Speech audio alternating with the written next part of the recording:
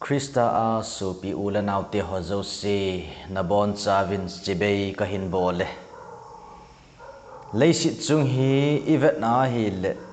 chon si na kiti hin ta sa asulam vai thejin chugu ki hilawa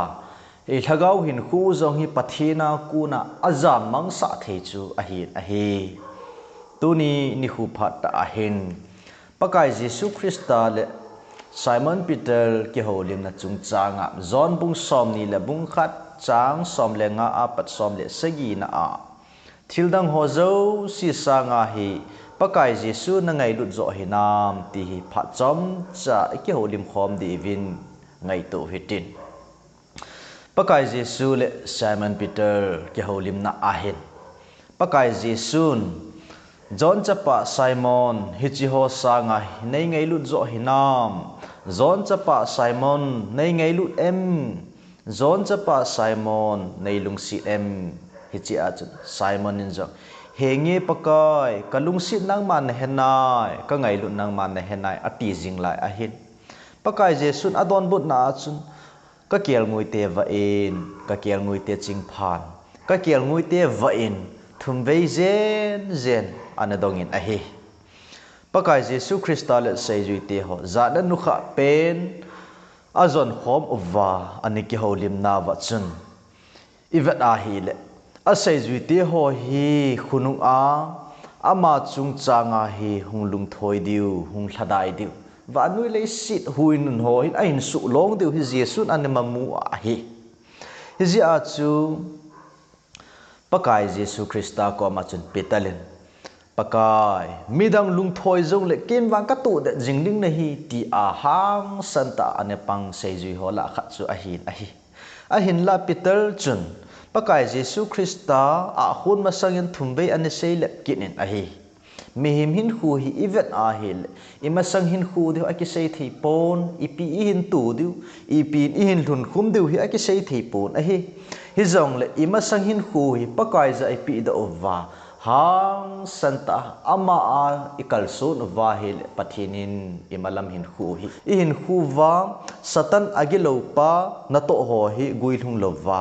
pakai Jesu Krista lungdai lam zu a hi natong pha thachan na tong le su na tong le pathin lungdai a akin bor jing ding chu isu do thei ding a he mihim hin khu a hi koi macha acham kim pun a hi Jesu nung izuina wa ai ho hin khu a vel izat mong isei lap ta ovem pathin do ma hin khu vel izat ni man kha ta ovem pakai Jesu Krista ai hu hing paul eleng pau alung thim hi vel izat isu na ta ovem Thildang zo si sanga Jesu Krista hi ingai lut mong hinam ti ikiyel phat ngai zit a hi petalin Jesu adon but na henge pakai kalung si nang man he ka ngai lut nang man he nai anitin a hi Jesu hi mihim lungsung hesu mihim lunggel musu pathin ahi dan chi pitala kuna mudo thejin akilangin ahi Samuel thot khatna bung som le gupna isima hele pathinin mihim pulam sangin mihim lungthim avezo aketi le tunin jong pakai jin ai dong talew pital don but banga hi ai hon jong idon but theiding hinam Petalin Jesu ane sei le khata jong le Jesu angai lu na le ata san na wang hi a hen chutabanga chi petalin jong pakai Jesu Krista ke chen ta angai lu na hi petal chu ngan sin na le mo pu na len ta pakai jin ani pi be zo chu ahung hitan a hi hi ji a chu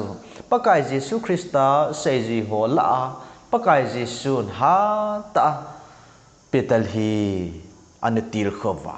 ama adinga jong amalam hin khu adinga jong anato angai lut na pa hi mursu do ten na dinga hi a hin khu a hi mancha pha ananei nom khat su a hi chu tabang chun petal jong ama hin khu a ku na hi tuni ni khu pha na hin ei ho hin khu to hin vet ka hitin ei hon jong pakai Jesu adinga velizat do ma na le velizat isei le kha jong lew han lunggel tha pupuma Christian hin khu mang thim dinga hi e ho getsu ngai jin hi ji a chu su pi ula naw te ho in khu vai phát trong cha in này sung vai ki su na ding au pon ei ma ku na ha na ding au pon ei ma ku na hi the na di ma cha pu na hi e malam hin khu va pakai pathenin ei ngan si dung zui u va hi i mo pu na dung zui chi u va hi thildang ho zo si sanga pathinin ei mo pu na ei pi ho pathinin sa the na ei pi ho pathinin to the na ei pi ho pathinin bor the na za chom chup ei pi ho wa ku na hi ama ngai lu na i chan pau chu mu do the na ding le phot chin na the dinga hi i hin khu vai ta lang the angai ji ibon cha ba dingin chomcha pathin thu ai kyolim khom nau pathin phathei bu pi taw han ka ki pa e